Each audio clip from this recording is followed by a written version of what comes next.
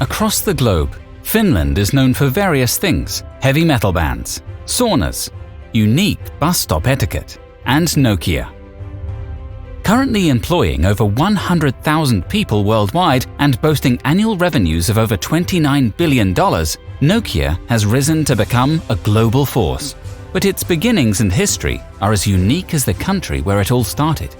In this video, we'll examine the rise of Nokia and how it became one of the world leaders in mobile phone technology.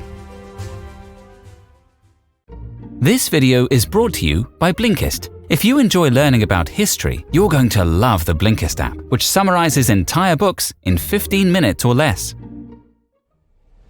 Founded over 150 years ago, Fredrik Idestam wanted to capitalize on Finland's huge forestry industry and created a paper mill near Tampere. Not long afterward, he built a second paper mill near a town called Nokia on the Nokianverta River.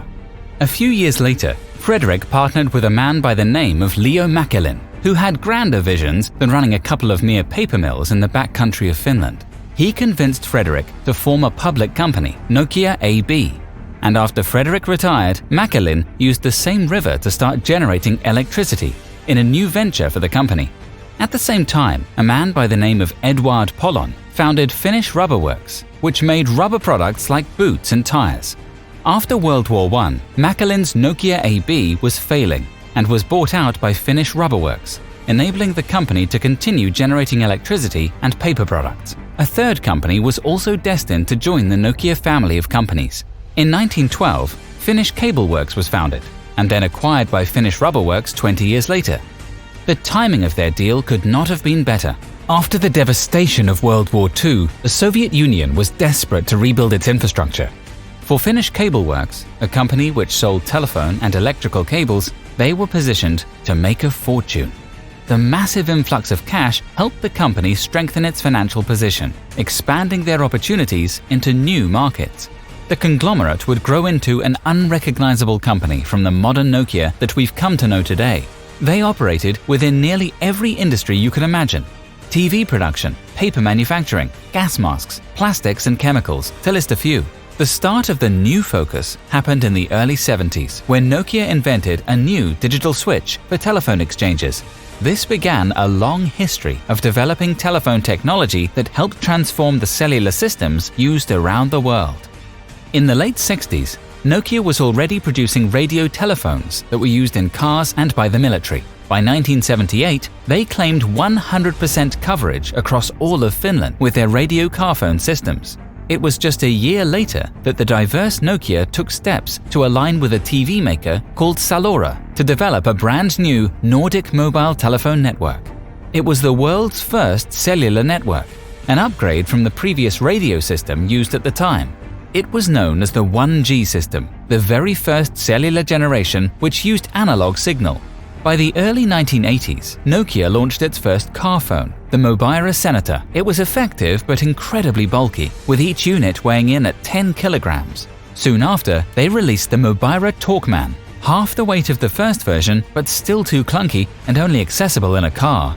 The first truly portable cellular phone was the Mobira Cityman, weighing in at just 800 grams. But it came with a huge price tag at 24,000 Finnish marks, the equivalent of $8,200 today. Due to its exorbitant price, the Cityman didn't really catch on. That was until a photo of President Mikhail Gorbachev, president of the USSR, was photographed using it in Helsinki in 1987. Almost overnight, it became a cult status symbol. Owning it proved your wealth and power. It also earned the nickname the Gorba after the Soviet president himself. Nokia continued developing its cellular network, establishing the 2G GSM network that went from analog signals to a digital signal.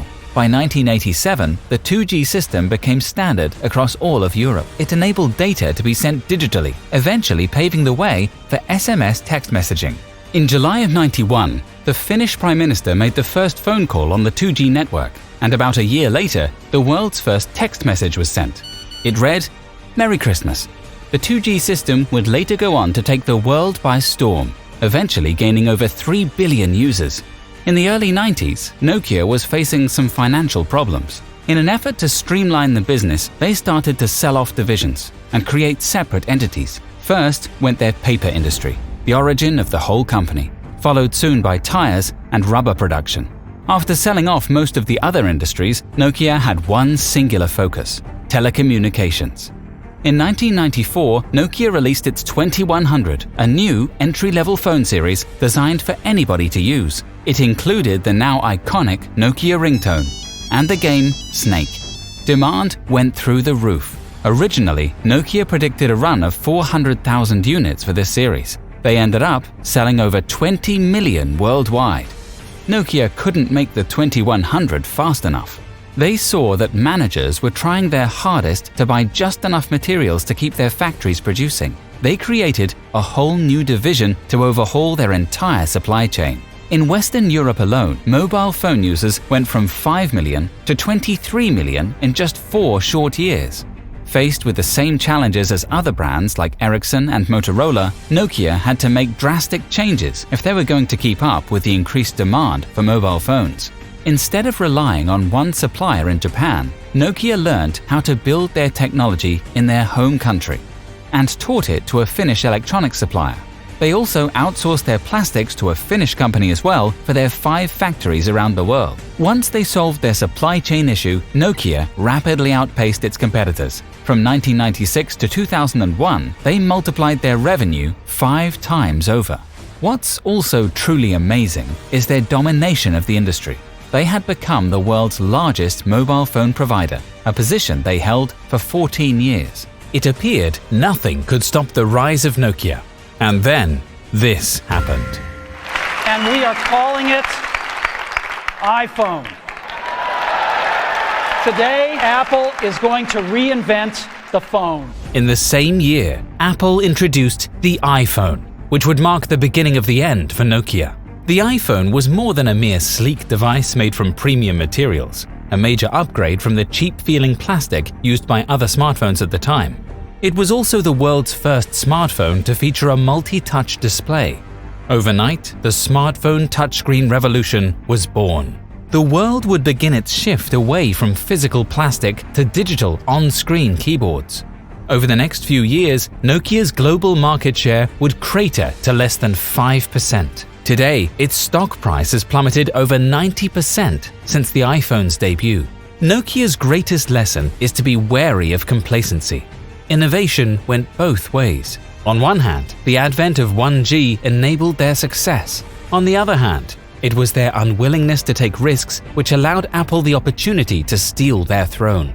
Apple also introduced the App Store, which brings us to today's sponsor, Blinkist, our favorite app, which allows you to summarize books in 15 minutes or less. Blinkist has thousands of non-fiction titles that you're definitely going to want to check out. One Blinkist book that we're currently reading is Built to Last by Jim Collins. The book explores the principles that allow companies to last for generations. If you're one of the first 100 viewers to sign up for Blinkist using the link in the video description below, you'll get unlimited free access to the entire Blinkist library for 7 days, so be sure to check them out. And before we go, let us know in the comments below if you have ever used a Nokia phone. If you enjoyed this video, please click the like button, subscribe, and be sure to hit the bell so you get notified when we upload new videos just like this. And until next time, stay smart.